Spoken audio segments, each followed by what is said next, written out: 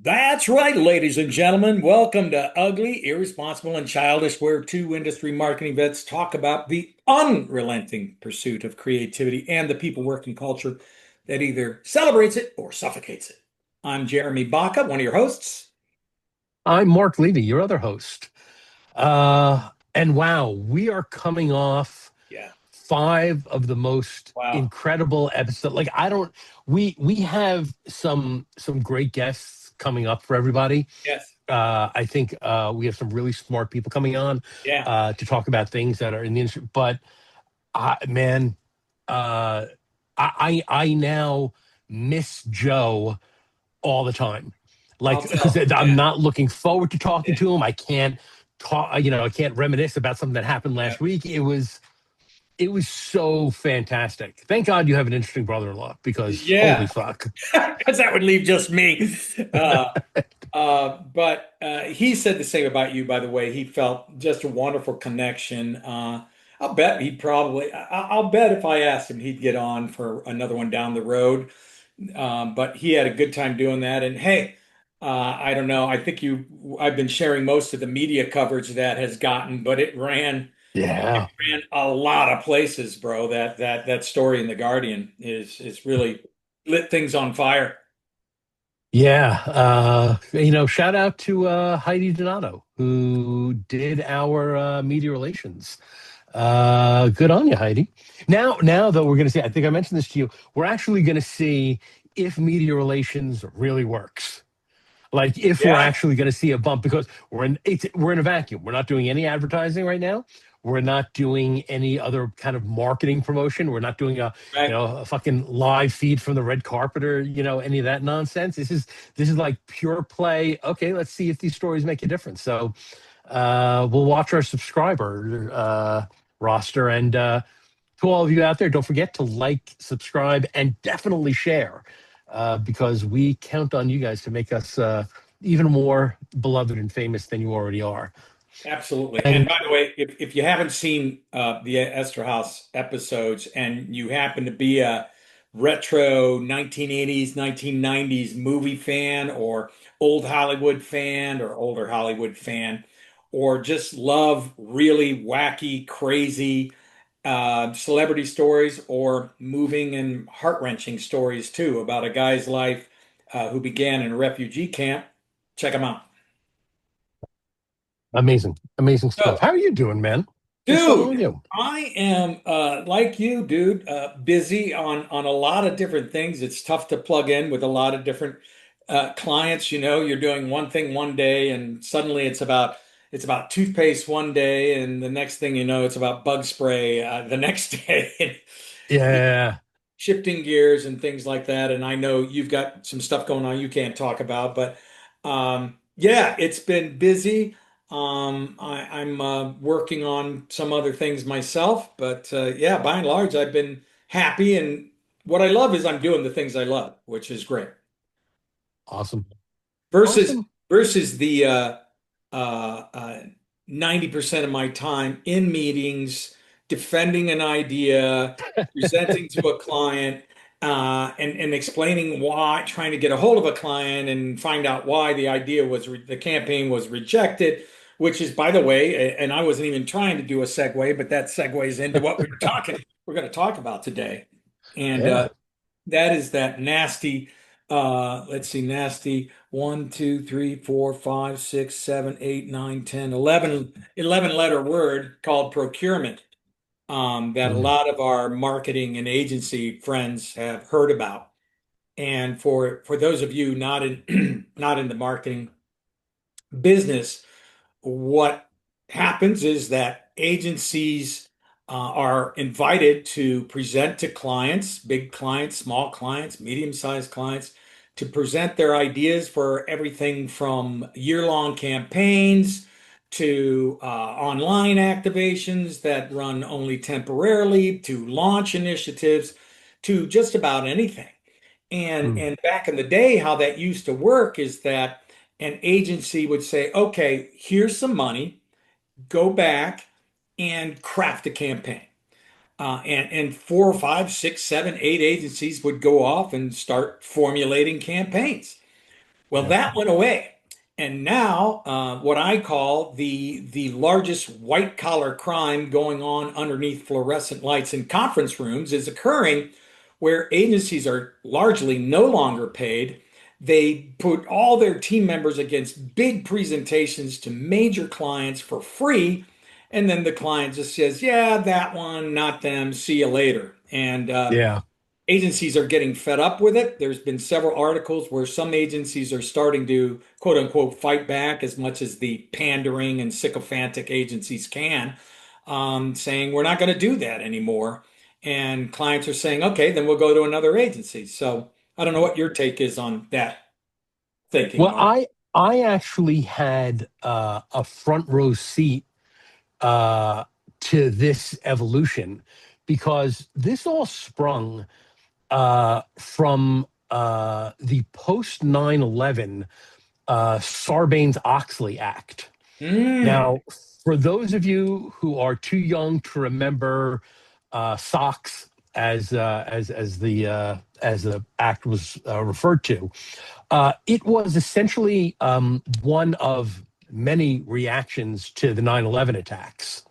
And the original goal of Sarbanes-Oxley was to ensure that corporations, and we're not talking about large corporations, we're talking about, of any size, little guys on the side starting their own, LLC or whatever, that they had to keep an entirely separate and auditable set of books so that the government at any time could see where any of your money was going to ensure that it wasn't being funneled to an enemy state or Yeah, a group of bad actors or anything right. like that. And I will tell you, this is where procurement actually showed its genius. Hmm. Okay. And I want to do a little parenthetical. This is where lawyers showed their genius as well. Oh Okay. no, this is good because I didn't know some of this background. So Yeah. I'm Yeah. listening. Yeah, it's So, good. like, in the case of lawyers, lawyers are culturally indispensable, right? Like, you and I can appear on a podcast. We can edit a podcast. We can launch a podcast. We can talk to guests. We can write a book. We can do all these things, but neither one of us knows how to do any contractual work that helps bring that podcast to life and makes it legitimate, Hmm. right? What lawyers have done is that they have made the language of contracts so indecipherable that they're the only ones who understand them. Yeah, Okay. yeah, Uh, Procurement did the same thing. yeah. And when all this kind of financial reckoning was happening, and everybody kind of realized, well, we have to play not by a new set of rules, but a more stringent set of rules. We have to, have everything above board. Procurement stepped in and said, well, if you're doing that, you should have all purchasing done under a single umbrella. Yes. And they convinced the powers that be that they were capable of buying professional services agencies like PR, like advertising, et cetera, in the same way they bought toilet paper, Totally. or carpet. Yes. And it completely destroyed any kind of personal connection or humanity that would have been involved in a new business pitch. Right. Because and I'm sorry if you see me doing this, it's my cat is about to jump on the keyboard, so I'm trying to keep him out of harm's way. um they've become indispensable. Like, you can't buy a pen for the organization without going through procurement and the multiple levels of approval and the minimum of whatever it is, three or X amount of bids. They've kind of made it so difficult that I recognize the idea that agencies want to just shoot themselves in the fucking head. They want to just step away from all this, and it's awful. I actually said to I said this to Barry Rafferty when I was at Ketchum years ago. And it wasn't in reference to procurement, it was in reference to the amount of time we had for a pitch, the typical 2 weeks. And, we're all trying to figure out, like, okay, how do we manage this? How do we figure this out? And I said, the only way you're going to ever change this is if all the heads of WPP agencies and Omnicom and Publicis and Interpublic and Edelman, Yep. if we all got together and say, yeah, we're not doing this anymore. Like, you needed a meeting of the five Yeah. families Yeah. to come in and say this is stopping. Totally. But then that gets into what is that? What is that called when you control a whole uh, Collusion, monopoly. a Yep. monopoly, collusion and monopoly, right? And you can't do that. But here's the crazy thing, again, for those who don't know, about procurement. Pure procurement is using as their lens when they see campaigns, creative campaigns. Their lens is how much does it cost? Crunch the numbers. Is this efficient? And how much can we save? There are no marketing people on the procurement team. They're No. all number crunchers. And they're making decisions about what a brand's advertising, marketing, and PR should be. So they're Yeah. cutting things out. There's negotiating things down. Agencies are forced to make things smaller that need to be bigger because clients are afraid of the risk. So, what you're bringing into this world of imagination and possibility and creativity, which is nebulous and amorphous, you're trying to put numbers around it and put it into a column. And it's just, and that is so Yeah. frustrating. And it goes, like you said, the negotiating goes on forever. And also, it's sometimes, a lot of times, heavy handed from those procurement people. They don't give a shit what they're cutting, why they're cutting, whether you like it or not. And as one client said to me, Jeremy, you'll either accept this or we'll find an agency that will. Yeah. So that was $1 million piece of business. So guess who got on board? Yeah. You have no choice. And then there's the what I would argue is the absolute worst part of procurement and having to work with them is that there are a lot of organizations out there. I've had these clients definitely where procurement has decided that whatever we're buying, again, it could be janitorial services, it could be light bulbs, we're going to rebid this every 3 years to Yes. make sure that we're at, like, you could be the most successful agency in the history of a brand unless you have a client with enough political weight to be able to walk into the head of procurement and say, this is fucking bullshit. We're not changing agencies, okay? Man, look how well everything is doing. I'll see if I can get $5 an hour less, right? Right. But we're not changing agencies. Most clients aren't going to do that. Most clients don't want to fight that battle, and who can blame them? Right. Right? Because they can hide behind, process and legality and give it weight that it really doesn't have. It's just a nightmare. If you've ever had to repitch a piece of business for absolutely no reason, Yeah. man. Oh, and I'll tell you, you know what? The other side of that is worse. Is when they're not your client, and you get an RFP, Oh yeah. and you guys are looking at each other. We're looking Y- around the table. It's like, is this a fucking procurement exercise? Like, we Yes. know we're not going to unseat the incumbent. Dude, It becomes the fuck. worst experience I had with that, and I was on the positive end of it, is I had a good friend who I worked with for 14 years, and she went to a major institution, um, and like an association that represented a bunch of different businesses in a specific big industry. And she called me up and she said, "Hey, I want to give you this business, but they make us, you have to put it out for bid. So help me craft the RFP. You've already got the business, but help me craft the RFP so I can send it out to a bunch of different agencies. And I felt, and she did it so casually.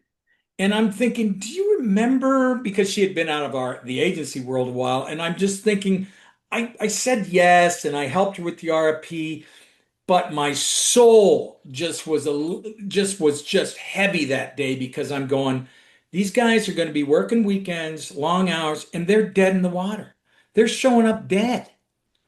And it was so painful for me to do. And I did. And of course, we won it. But I'm never, till today, it bugged me about it. But I mean, it shows that you actually have a soul, yes, which is nice, which is always good to see, and but my soul it's also has a creative. price. It also, Exactly. Yeah. It's like I felt bad about it, but I fucking did it. As I would too. You try to talk him out of it, or at least maybe you try to write an RFP that is so insane that yeah, when agencies look at it, they yeah. would be like, "There's no fucking way I'm responding to this. Oh, I'm out. and I'm out." totally. And dude, I wrote the RFP based on all the stuff that I knew we could differentiate on, which wasn't a ton, but you know. But I tell you what I did in this procurement when we first started talking about doing a podcast on procurement. I wanted to find out when when that started happening. And not only did I find out or zero in on a particular year, I think I zeroed in on the dude who launched it all. I'm going to call him Dickhead. No, because I don't want to mention Mark Pritchard's name. That wouldn't be fair. To Oh Oh, do you fuck! know him? I never heard of Mark Pritchard. No, Eh. I'm just imagining that. You know what? I stepped on a tack. That's what Ah! happened. I no, I don't know. I don't know him at all. No, so Oh, I would never mention that name. oh my God. Well, he was okay. Let me just give you a little. Let me run this by you. Okay, so Mark Pritchard was the chief brand officer at P&G back in Yeah. Okay. 2000. I'm sorry. Just so we're clear, Yeah, I know who he is. Absolutely. I I know, but we did you work with got him, or you don't want to say? I no. I've well, I don't know if the word here is I've been fortunate enough or whatever, but uh I have never crossed paths with him directly. Okay. I was always focused on things at the brand level, frankly, Yeah. and not at the P&G organizational level. Yeah. So yeah, but no, I've that name has haunted many presentations.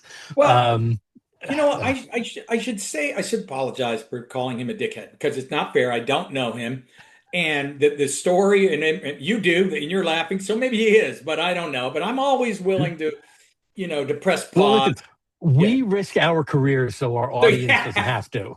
So this is part of it. Well This is played, my part of it. friend. But and by the way, the notion of what he was trying to do began with good intentions, but he dialed it up, and let me explain how.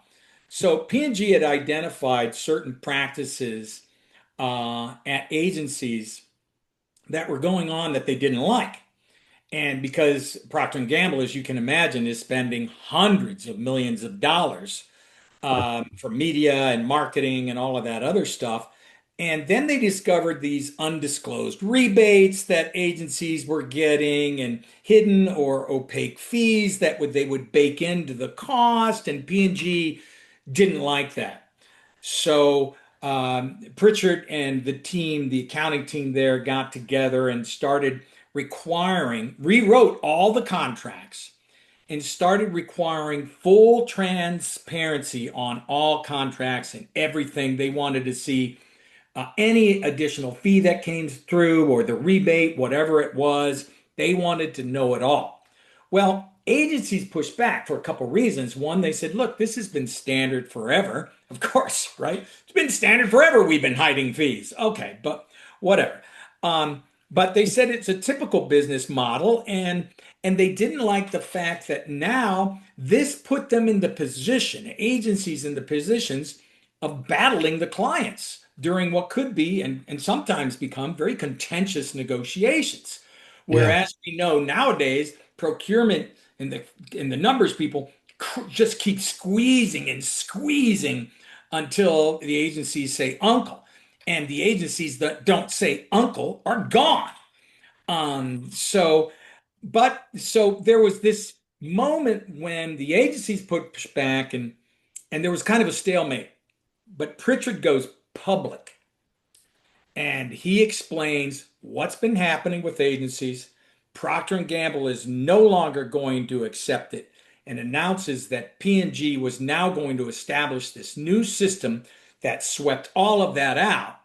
And all the other companies are like, we can do that. And so all the other companies started renegotiating their contracts. And where it really came to bear is about the mid late 2000s, and especially right in the middle of the 2008 housing and financial crisis, is where procurement started squeezing to the point where they're like, largely, we're no longer paying you to put this together. Agencies used to get a little stipend, pay maybe an intern's the cost of an intern or something, but they Right. said, we're not even doing that. And so now it's pretty common for clients to ask for a ridiculous amount of work in a ridiculous amount of time. I think the average pitch, it costs sometimes up to 30, 40, 50, 60, 75,000 dollars. Yeah. Yeah. Sometimes 100,000, depending on if you're flying people places and researching and doing focus groups. And And you're just talking out of pockets, to say nothing of the hundreds of billable hours yeah, that are just thrown out the window. totally. Yeah. And dude, Yeah. I got to tell you, I remember, God bless Tom Petrosini, our former CEO, who ultimately passed away. But I think about him all the time. He was this great Brooklyn dude, CFO, right? CFO. Sorry, yeah, Yeah. CFO. And he'd talk like this, and he'd say, so he says to me, this is like 2004, 2000, let's say 2005. I'm not sure the exact date, but I'm like, hey Tom, what do you think about that? We won the Walmart business, huh? Yeah, yeah, you won the fucking Walmart business. Congratulations. And he proceeds to show me the numbers of what we spent. And he extrapolates all this. It was very clear to me at the time, and I'm not a numbers dude, right? But he lays it out pretty simply. We're at a bar and he's writing it on a napkin. And he shows me that we would not make a dime on that business until 3 years later in 2008, based on how much we invested in it. And when Wow. he did, I just went, well, because the numbers are all fresh in his head, and he goes, so we won't make money till dot dot dot 2008. Nice fucking job. I'm like, thank you, Tom. That Uh, was fun. That was yeah, fun. but that's when he did that, I went, this is wrong. This is just wrong. Yeah.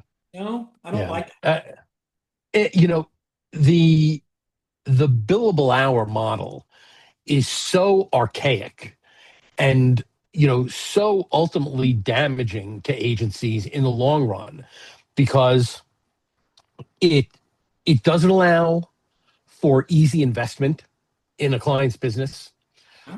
It doesn't allow for the strategic hires that you can make, because you have to make a business case for them, according to that billable hour. To your point, it gives clients ammunition to pit agencies against each other in a race to the bottom. How much are they willing? How little are they willing to do this for? No, just awful. What you're the story with Tom, um, that doesn't surprise me at all. That doesn't surprise me at all. I feel like uh, our margins have always been so razor thin, and our profitability has always been such a struggle.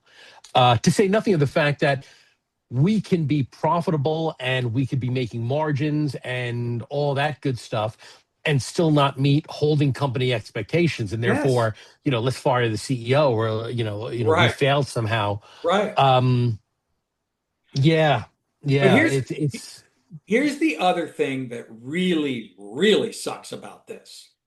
And I'm going to give you an anecdote, and maybe I've told it to you before, but hang with me. Um, what am I Dave, going to do? Leave?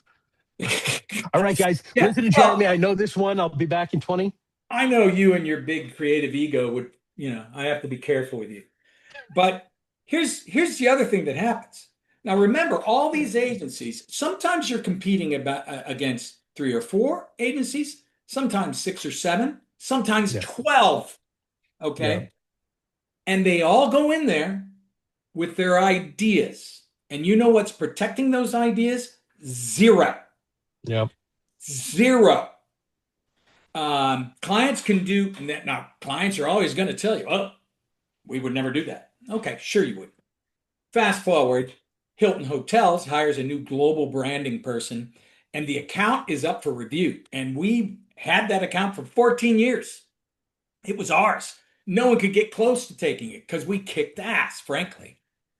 But Blackstone had just come in and bought Hilton, so all new wave of people came in that we had no relationship with. And this new guy comes in and says, "All right, we're gonna put the whole thing up for review, millions of dollars." So we went in with a campaign called uh, Go Hilton, Stay Hilton, Go Anywhere.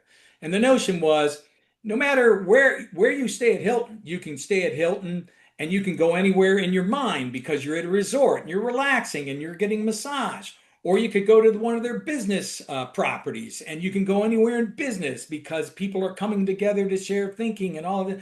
So stay Hilton, go anywhere. And we did this whole video. We have the research behind it. We had focus group evidence. Like I was just saying, spent a lot of money on this thing. Trotted 10 people all the way from LA, where we were based at the time, all the way back to DC to do this presentation. And do the presentation, stay Hilton, go anywhere. Okay, there it is. Other agencies present, and we go away. A couple weeks later, maybe two or three, four, who knows? Sorry, but you didn't get the business. We lost the business. It's not ours. Just didn't see the creativity, just wasn't there. Not working for us. Fuck. Shit, that was a blow. So I'm bummed because I headed up the creative on that. And in fact, I'm not patting myself on the back. It went nowhere. I came up with that tagline, blah, blah, blah, or that platform. And so bummed, our whole team. So we're literally letting people go, right? Because we know we're going to lose the account and we can't afford to have the team that we used to have. Right. About 2 months later, I get off the plane in LA and there's a huge wall banner that says, "Stay Hilton, go anywhere." I'm like, wait, what? What? St Take a photo of it. At least I think I did. I don't remember if we had camera phones back then. But anyway, I went back and said, "You've got to look at this or go to the LAX and look at what's on the wall out there." We see it, we get pissed. Donna Imparato, our fiery CEO at the time, is just happens to be doing an interview later that week with the Industry Trade magazine, PR Week. And she said, "Yeah, we were in the pitch and we didn't win it, but they stole our tagline and they're using it. And we think that's poor form." Hilton Hotels calls. The president of Hilton Hotels calls. What was this guy's name? I can't remember it right now. Paul Brown.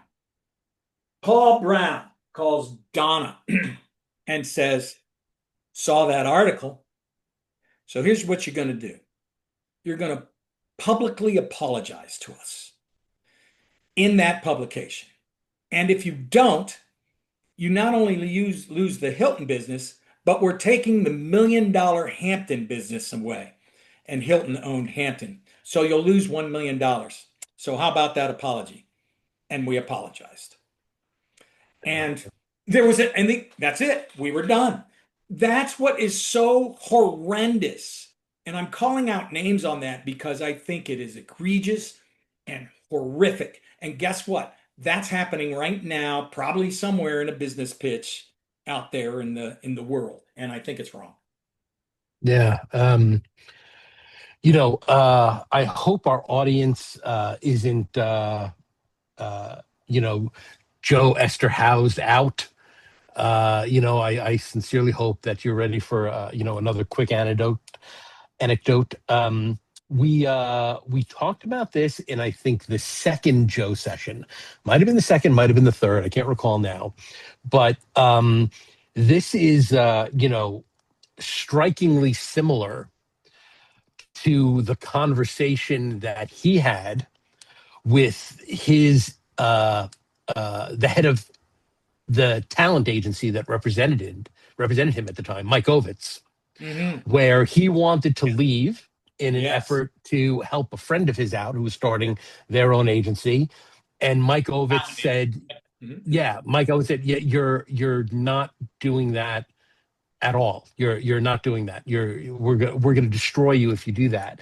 And I know this is, kind of pie in the sky thinking. I know this would never happen, could never have happened. I know how much is on the line, so I recognize that this is, maybe a little naive to say, but man, it would have been amazing for Donna. And I think that Donna might be the only CEO in the business that actually might have done this. Yeah. And that is to call PR Week immediately and say, let me tell you about the conversation I just had with the head of Hilton, right? Because not only did they make very specific threats, uh, the head of a publicly traded organization to the head of another publicly traded organization.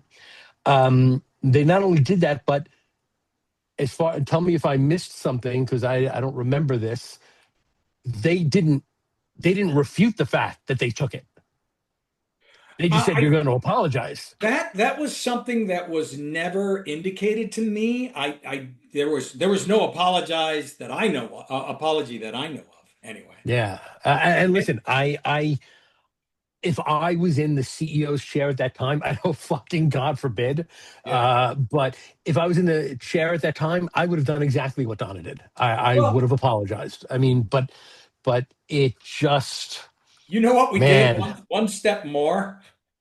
One step more. I left this part out. And by the way, just to protect us, Mark, it might have not been Paul Brown and it might have not been Hilton, and I might have made this whole thing up. I can't recall. Just in case. Yeah, the names and dates have been changed to protect the innocent.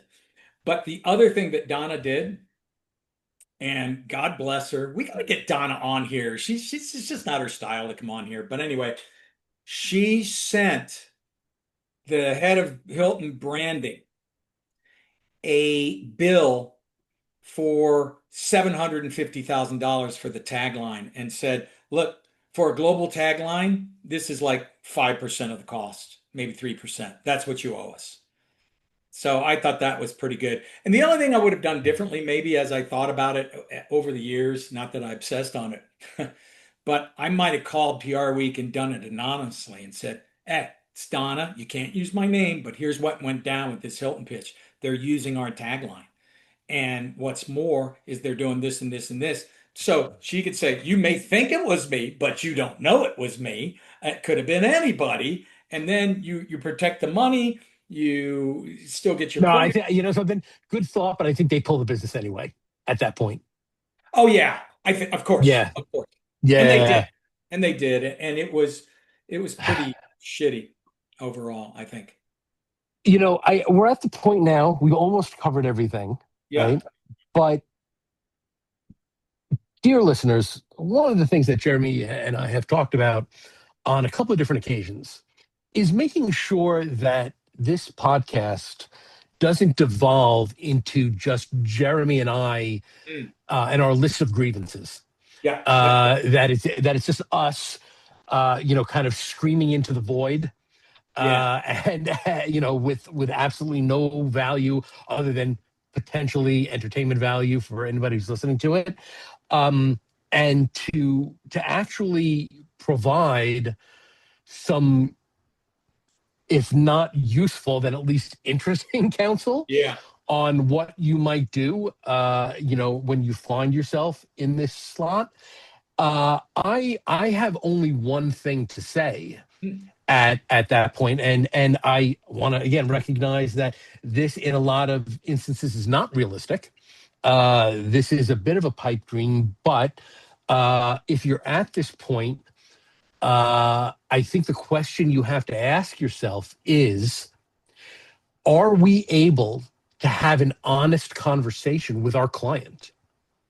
Are we able to say, explain to me why this is going on without threatening, without trying to change things, without trying to put them in an awkward position? Just, listen, last year we did this, this, and this.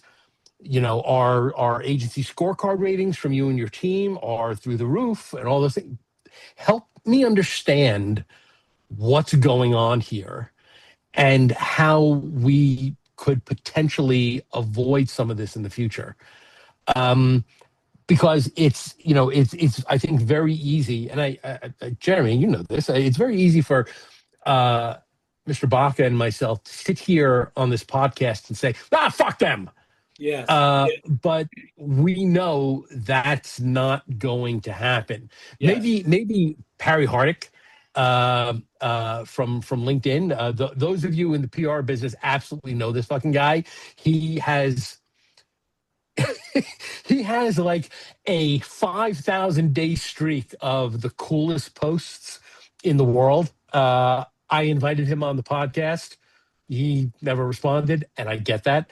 But he may be the only guy who stands up to clients. And again, I don't know, Barry. He might not be standing up to clients. I have no idea. He says he is, and he says he operates in a certain way. But 99 times out of 100, you're not going to do that. You have jobs to protect, Yeah. including your own. You Yes. have a bottom line that has to be met, and you may find yourself in a position where you stuck to your guns and you approach this and you save the honor of the agency, but you fucking can't eat honor.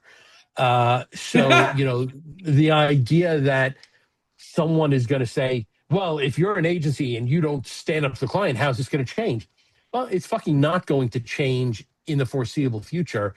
But if you're able to have that conversation with a client, just like, okay, off the record, between you and me, what's going on?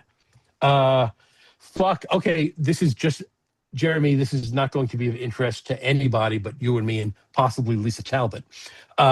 This is very reminiscent, not planned, but as I'm hearing myself speak, of the maestro training that we went to in Budapest, Yeah.